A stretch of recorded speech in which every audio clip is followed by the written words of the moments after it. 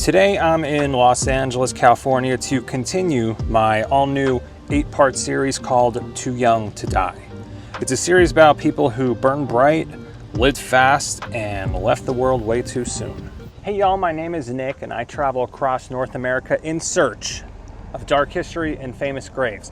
Welcome to episode number 4 of my 8-part series, Too Young to Die. And wow, I cannot believe we're already halfway through the series. Over the next few weeks, we'll be discussing the life, careers, and deaths of some of Hollywood's elite figures, visiting their graves and death sites. Now, the one thing these 8 people all have in common, they all died 40 years old or younger. If you haven't seen episodes 1 through 3, go make sure you check them out, where we feature Marilyn Monroe, Paul Walker, and Brittany Murphy.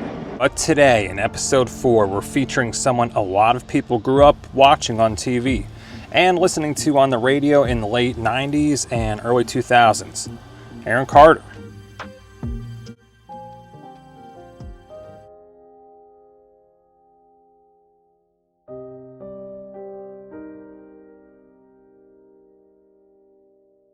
Aaron Carter spent most of his life in front of cameras.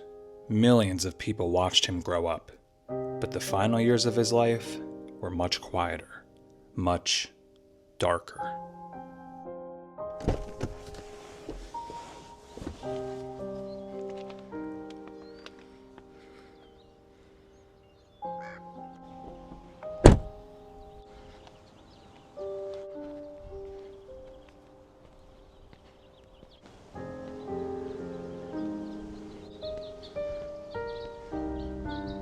All right, y'all, we've made it to Forest Lawn Cemetery here in Los Angeles, California. This is where Aaron Carter's laid to rest.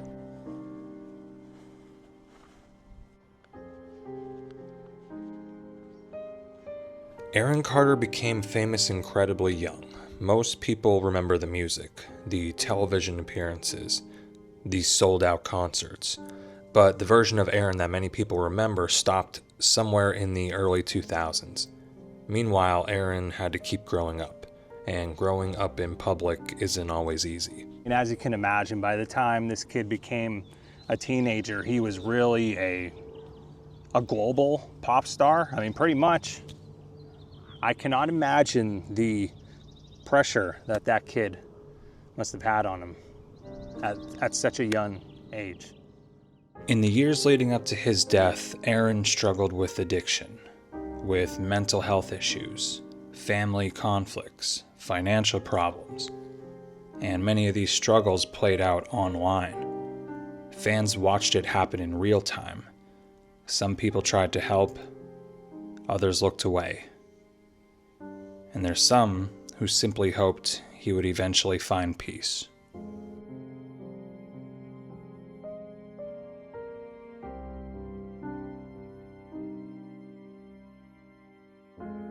There was a time where Aaron often talked about wanting a fresh start, wanting to become a father, wanting to rebuild his life. But unfortunately, things never really seemed to stabilize, and eventually the story reached its final chapter. All right, my friends, so from here, we are going to leave this absolutely beautiful cemetery, if I'm being honest, one of the most beautiful I've ever seen. And we're going to pay our respects and head to the house he was living at when unfortunately he passed away. It's a good drive from here. He's very much up in the boonies of outside of Los Angeles, and I think you like that. We'll talk about that more when we get there, but let's get in the car and drive through some California hills. On November 5th, 2022, Aaron Carter was found dead inside his home in Lancaster, California. He was only 34 years old. Authorities reported that he had been discovered in his bathtub. The news shocked fans around the world because, for many people, Aaron Carter still felt like the kid from the early 2000s pop era. Later investigations concluded that his death was accidental, involving a combination of substances that ultimately led to drowning. It was a tragic ending to a life that had started with so much fame and promise.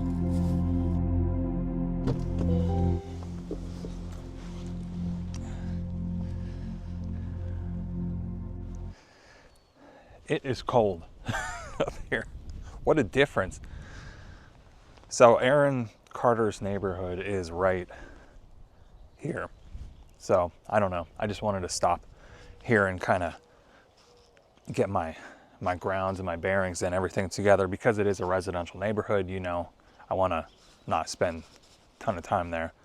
But did you guys see the driving shots? Oh my God. Like, this is very much up here.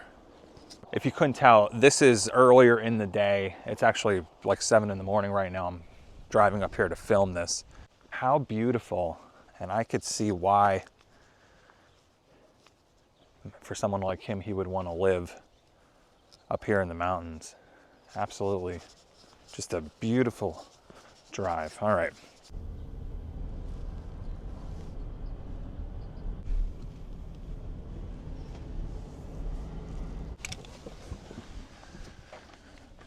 Okay.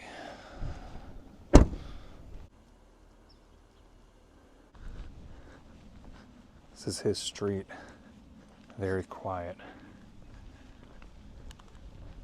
neighborhood. If I did not mention, we are in Lancaster, California, which is, I don't know, maybe an hour and a half north of Los Angeles. And he's very much up here. But I can totally see why he wanted his privacy and this and that. So, and I'm not even kidding. There's a car running in front of his house right now. So I'm probably going to have to walk up the road a little while. Yeah, guys, I'll show you some of the other houses while we're walking, but I'm not even joking. Like, it's 7 in the morning. There's a car running. Oh, it's finally leaving. Let's go back. Okay, I'm thinking maybe they were just Aaron Carter fans themselves and wanted to see the house, because they literally parked right in front, kept the car running, and then now they just left. So, but, you know, there's people living there now in somebody's private home on a Sunday morning. So I don't want to get, you know, too close, but this gray one right there as we walk, this is Aaron Carter's home, where on November 5th, 2022, he passed away. Right in there.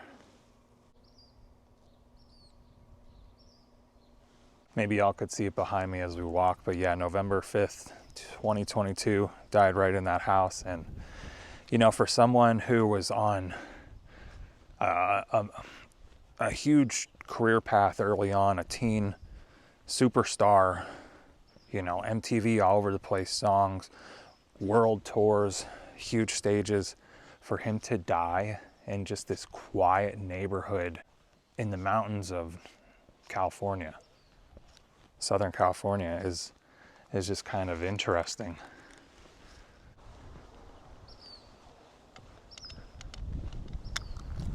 A very modest house for one time one of the biggest stars in the world. Teen stars, I should say, in the world, to think. You know, there's footage, there's police caution tape around that gate right there on the side. Wow. It's no secret that Aaron Carter was struggling with mental health issues towards the end, and I can definitely see why he wanted to move up here in almost the middle of nowhere.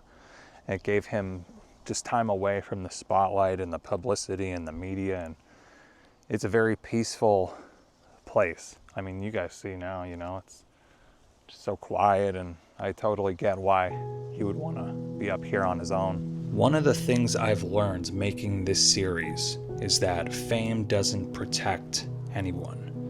Money doesn't protect anyone. And sometimes the people we watched our entire childhood are carrying battles we never see.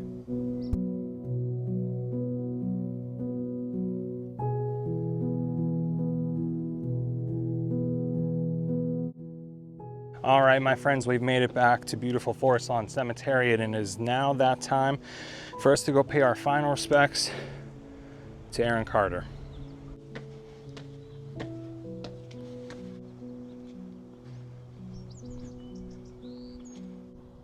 Well, he should be right over here somewhere. Oh, yeah, okay. I see his face. It's very sad.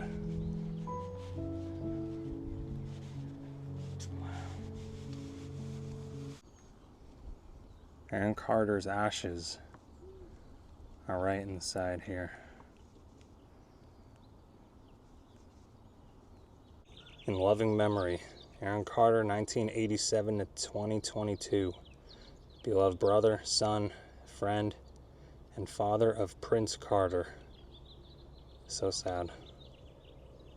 For someone who, spent most of his life in the spotlight, literally, this place is very nice. It's very quiet and peaceful up on this mountainside in California.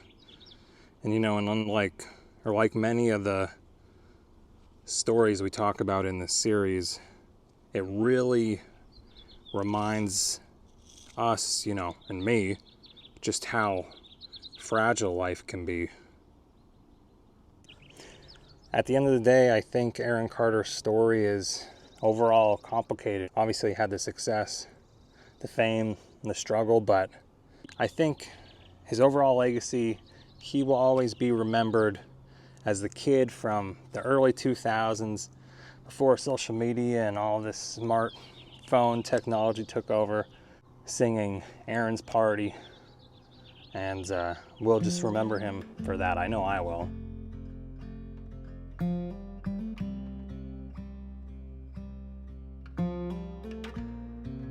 Aaron Carter's story is complicated.